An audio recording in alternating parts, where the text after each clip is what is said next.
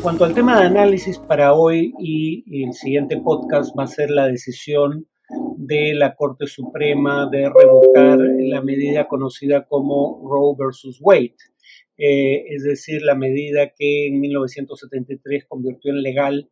el aborto a nivel federal, es decir, a nivel de todo el país. Hoy me voy a centrar en lo que parecen ser algunas inconsistencias en los argumentos de los conservadores estadounidenses respecto a las razones por las que se oponen al aborto. Básicamente los argumentos son dos. Primero, hay vida desde la concepción, el término científico sería desde la fertilización del óvulo por un espermatozoide, y que, dado que hay vida desde la concepción, el propósito de oponerse al aborto es resguardar la vida humana. Por eso los que se oponen al aborto en Estados Unidos se autodenominan pro-life, o sea, grupos a favor de la vida. En particular, grupos que afirman la santidad de la vida humana en tanto esta es concedida por Dios y los seres humanos no tenemos derecho a quitarla o a privar a nadie de la vida. Eh, Aquí hay dos problemas, ¿no? El primero es, no es cierto, como se suele creer, que diversas iglesias cristianas, católicas, evangélicas o de otras denominaciones, hayan pensado siempre que hay vida humana desde la fertilización o desde la concepción, porque el embriólogo Carl von Baer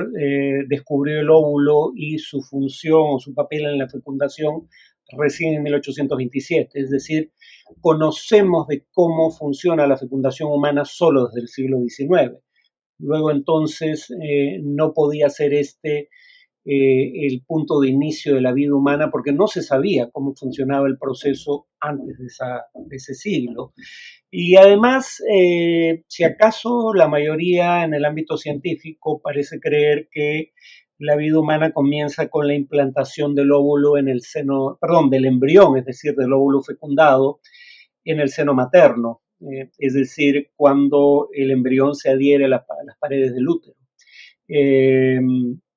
entonces hay una primera discusión plausible sobre cuándo realmente empieza la vida humana. Pero en segundo lugar, respecto a la idea de que el propósito es proteger la vida humana, surgen las críticas como la que plantea el ex ministro de Trabajo de Bill Clinton, Robert Reich, cuando dice si quienes se oponen al aborto en defensa de la vida realmente tienen ese como propósito, ¿por qué no se oponen sistemáticamente también a la pena de muerte, a la venta de armas y el derecho a tenencia de armas en público sin regulación, o a las guerras que suelen empezar no solo, pero fundamentalmente candidatos republicanos, porque la actitud de los conservadores que se oponen al aborto no suele ser consistente en estos temas.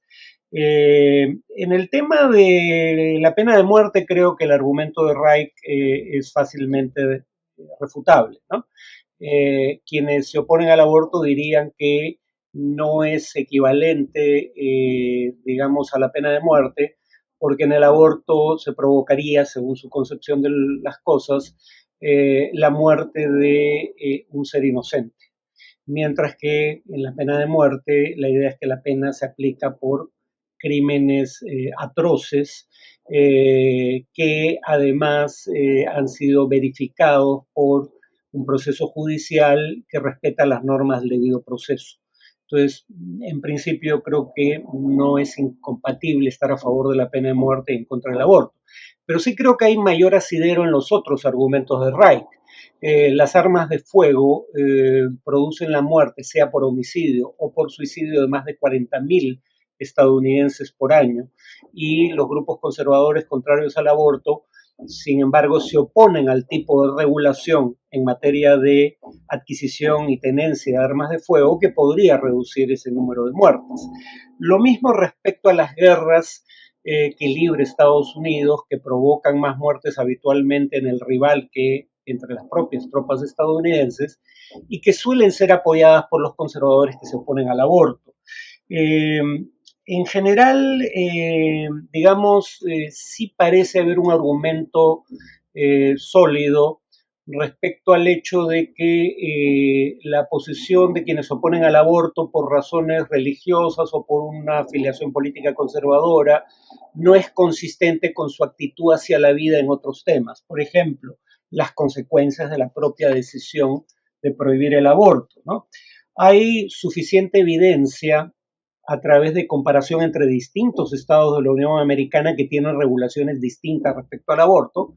porque si bien el aborto era legal a nivel federal, las circunstancias bajo las cuales se podía practicar eran determinadas a nivel estatal, comparando estados con distinta regulación, por un lado, comparando países que han legalizado el aborto con aquellos que no lo han hecho bajo ninguna circunstancia, en particular como países de Centroamérica, El Salvador, por ejemplo,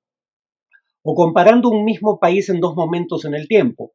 antes de la decisión de legalizar o prohibir el aborto y después, queda claro que la consecuencia práctica de prohibir el aborto no es una reducción significativa del número de abortos. Luego entonces, no es una reducción significativa desde la perspectiva de quienes se oponen al aborto de muertes causadas por abortos. Y sí hay un aumento en las muertes entre las mujeres gestantes, no solo porque el aborto en sí mismo porque la gestación en sí misma implica riesgos, sino además porque quienes, siendo ilegal el aborto, lo practican de cualquier manera, lo van a practicar en condiciones de mayor riesgo para la vida de la madre o de la mujer gestante. ¿Por qué? Porque son condiciones clandestinas que no pueden ser supervisadas por las autoridades, precisamente por esa característica, o sencillamente porque las mujeres que se lo practican el aborto en una etapa más tardía del embarazo cuando hay mayor riesgo en caso de abortar. Eh, por no mencionar el hecho de que cuando se prohíbe el aborto, las principales perjudicadas son mujeres de minorías étnicas o en situación de pobreza, que habitualmente son la misma mujer. Por ejemplo, las mujeres afroamericanas tienen un riesgo 3 veces mayor de morir al parir que las mujeres blancas en los Estados Unidos. Eh, y esto en un país que ya tiene la mayor tasa de mortalidad materna entre los países desarrollados. Eh, Hay otras implicaciones de la prohibición del aborto en donde la posición de quienes se oponen a la práctica no parece ser consistente. Por ejemplo, Jana Rogers, de la Universidad Estatal de Nueva Jersey, dice que en los estados en donde hay más restricciones para la práctica del aborto en los Estados Unidos y en general en países donde está prohibido, eh, donde hay más restricciones al aborto, es menos probable que las mujeres trabajen a tiempo completo, ¿no? Y por ende es más probable que las mujeres requieran asistencia del Estado.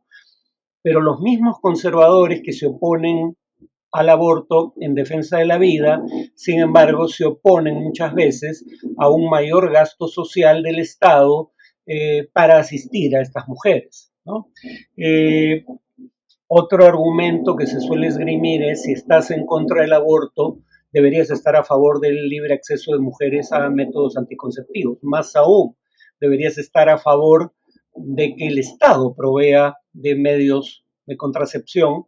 sencillamente porque si se evita el embarazo, el riesgo de aborto desaparece, ¿no? Eh, y entonces uno diría, si estás contra el aborto, deberías estar a favor de los anticonceptivos. Sin embargo, por ejemplo, Donald Trump, cuando era presidente, estableció que las clínicas que practican abortos no podían recibir fondos federales bajo el título 10 o X. Lo he visto pronunciado de ambas maneras, o leído de ambas maneras, es el 10 en números romanos.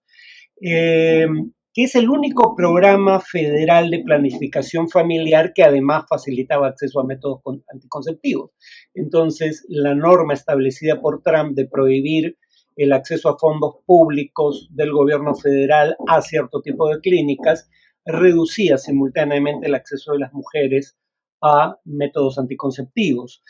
Y además, la interpretación de la 14ª enmienda que ha hecho en más de una ocasión la actual mayoría conservadora de la Corte Suprema, según la cual no es obvio que la 14ª enmienda ampare un derecho a la privacidad, porque este derecho es inferido, no está mencionado explícitamente en la 14ª enmienda. Repito, lo que para muchos o varios de los miembros conservadores de la Corte Suprema implica es que, y cito aquí a Clarence Thomas, uno de ellos, es que la Corte Suprema debe reconsiderar todos los precedentes de la propia Corte basados en la noción de debido proceso sustantivo, que es la noción con base en la cual se infieren ciertos derechos que no están mencionados explícitamente, como el derecho a la privacidad. Y uno de esos derechos amparados por el derecho a la privacidad era el derecho de parejas casadas a adquirir medios anticonceptivos o métodos anticonceptivos, derecho que había sido prohibido por el estado de Connecticut y que fue amparado por la Corte Suprema a raíz de la interpretación que acabo de mencionar de la 14ª enmienda en 1965. O sea, es probable que la Corte emita nuevos fallos que, con base en una interpretación restrictiva de la enmienda constitucional mencionada, prohíba el acceso de las mujeres a métodos anticonceptivos. Además, habría que recordar que sectores conservadores en los Estados Unidos consideran que ciertos métodos de contracepción, como dispositivos intrauterinos o la píldora del día siguiente, no son genuinamente métodos anticonceptivos, sino métodos abortivos, y que por ende deberían ser prohibidos bajo la decisión que permite, la decisión de la Corte Suprema, que ahora permite prohibir el aborto a nivel estatal. Terminaré con un dato anecdótico. El comediante estadounidense George Carlin decía que si quienes se oponen al aborto fueran consecuentes, deberían estar a favor de el matrimonio igualitario, porque nadie tiene menos abortos que las parejas del mismo sexo, que por definición no pueden concebir. Claro, esto es parte de una performance de un comediante, pero es un argumento que parece tener cierta lógica si lo que se quiere es prevenir muertes por aborto o muertes en general. Con lo cual, digamos, es difícil no concluir que lo que está en juego en realidad no es tanto la defensa de la santidad de la vida humana como, y esto es la conclusión a la que llegan algunos, incluyendo el comediante antecitado, hay un interés más general de controlar, cuando no reprimir, la sexualidad humana y en particular la sexualidad de las mujeres. Recordemos que, aunque no estoy haciendo una conexión entre la oposición al aborto y la persecución de las presuntas brujas en el pasado en los Estados Unidos, recordemos que cuando había tal persecución contra presuntas brujas, el tema de la sexualidad era un tema fundamental. Las brujas eran consideradas mujeres hipersexuales, mujeres con un apetito sexual desbocado, que a su vez podían inducir en los hombres un apetito similar, suponiendo que pudieran hacer tal cosa. Pero bueno, más allá de esta referencia final, que repito, no es una alusión directa a el debate actual, mi punto era únicamente que hay toda una tradición en Estados Unidos desde hace siglos en sectores conservadores de la sociedad norteamericana de controlar la sexualidad humana y la sexualidad femenina en particular, y la oposición al aborto, en contraposición a su actitud hacia otras situaciones en donde la vida humana está en juego, parece sugerir que esto último es una motivación fundamental de esos sectores.